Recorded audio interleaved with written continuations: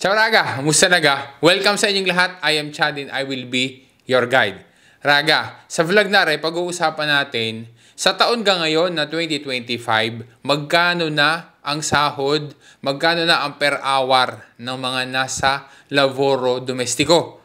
Meron ka na dagdag sahod para sa mga golf, badante, babysitter? Ang sagot Raga, mayroon. Ngayon, aalamin natin ang detalye, daw po na sigla, partiamo.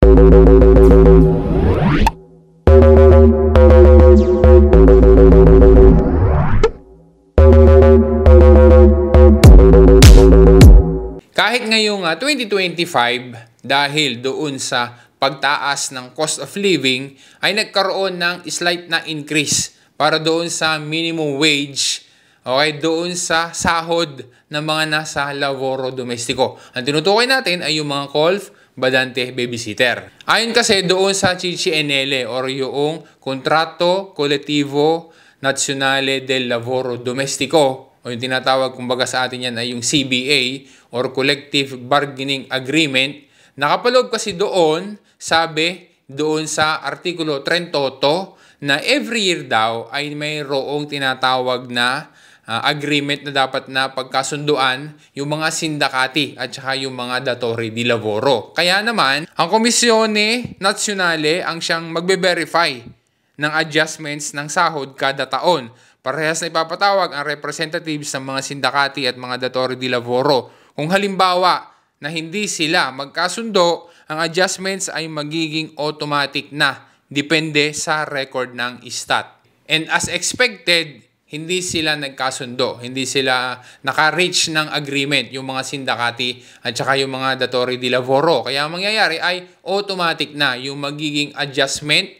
Okay? At yan ay nakabase doon sa stat index na 1.2%.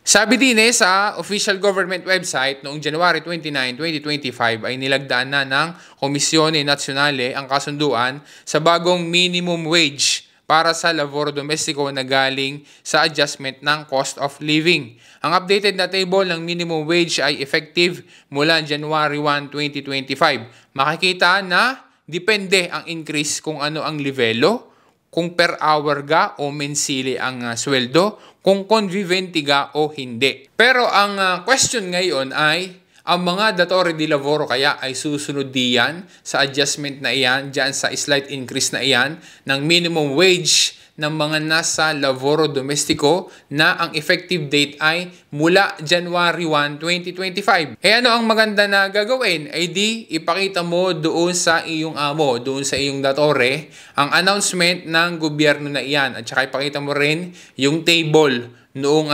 adjustment, yung slight increase ng minimum wage ngayon. Yung link niyan ay ilalagay ko dyan sa description para maipapakita mo sa kanya at para pwede rin na isend mo sa kanya at ma-download din niya, makita din niya yung bagong table na ngayong 2025. Bibigyan kita ng halimbawa ha. Okay, basahin natin ari ha kasi nandito yung mga detalye.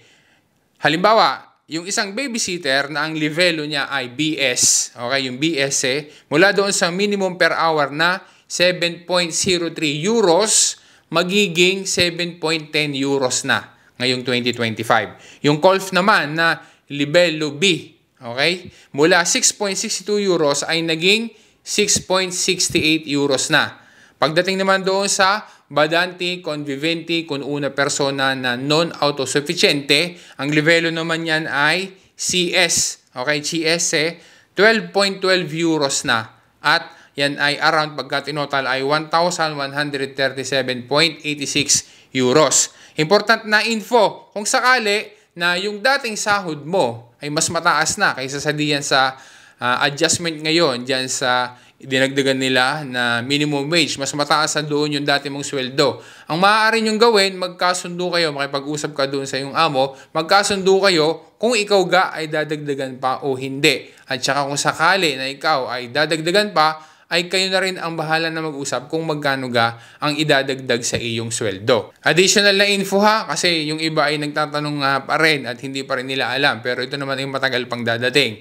Ang mga golf, badante, babysitter o yung mga nasa laboro domestiko, entitled din na makatanggap ng 13th or 13-month pay. yan ay naandoon din sa CCNL ng Lavoro Domestico. At yan ay dapat na ibigay doon sa worker bago sumapit yung December 25 ng kada taon. Nakabase ang computation ng 13-month pay doon sa kung ilang buwan nga ang ipinagtrabaho doon sa nasabing taon na yon. O yun raga ha, umaasa ako na naging malinaw sa iyo at nakatulong sa iyo ang content ng vlog na are. Sana makapag-follow ka or makapag-subscribe ka at ma-share mo rin sa iba para pare-parehas tayo ay updated sa mga changes din sa Italia. Once again, this is Chad and always remember, Chad will guide. Grazie raga, alla prossima!